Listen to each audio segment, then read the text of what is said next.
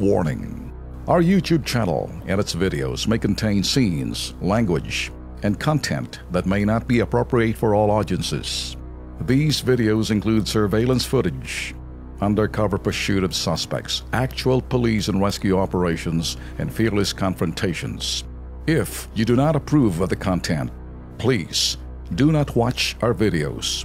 If you wish to continue, we strongly advise that you proceed with caution.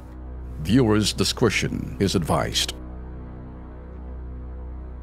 Ben at Erwin, kung natatandaan nyo po, mga ka-KP, isang ginang po ang lumapit po sa Kilos Pronto nung 9 ng Mayo. Bago lang to. Martes, para idulog po ang kanya pong iniinda pong sakit sa kanya pong mata. May katarata kasi ho siya. Matapos po natin tutukan ang kanya pong kalagayan, abay may magandang balita. Ano kaya? Panoorin natin.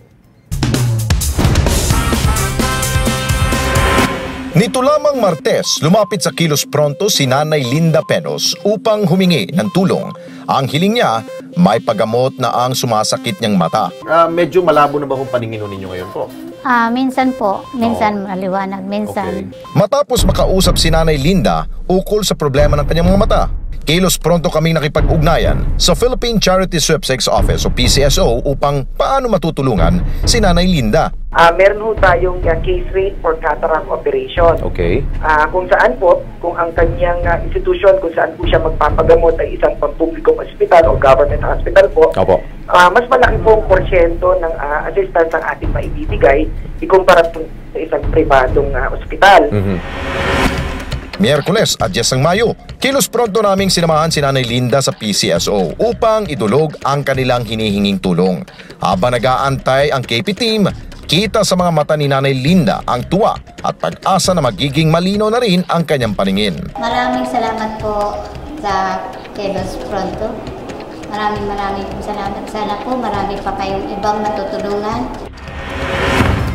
Oy, thank you sa PCSO Mabilis talagang PCSO. Di ba sabi ni Pangulong Duterte? Maganda yung PCSO na yan. Yung mga kinikita ng PCSO, kailangan ibigay kagad sa nangangailangan. At mas maganda yan, pag sinare nila yung kinikita nila sa mga programa, tulad dito nga Kilos Pronto, maging partner natin sila. Ating PCSO. General Manager Balutan, handa na ba yan? Yan. Ayus-ayusin mo, bibisita na kami ni Tol Erwin at ayusin ang kontrata para dito. Makakatulong na. Okay ba sa'yo, Alex? Ready naman tayo mag-announce sa mga lotto results. Inaabang mo si anunsyo sa gabi, bukas, anunsyo naman natin dito. Ulit-ulitin natin.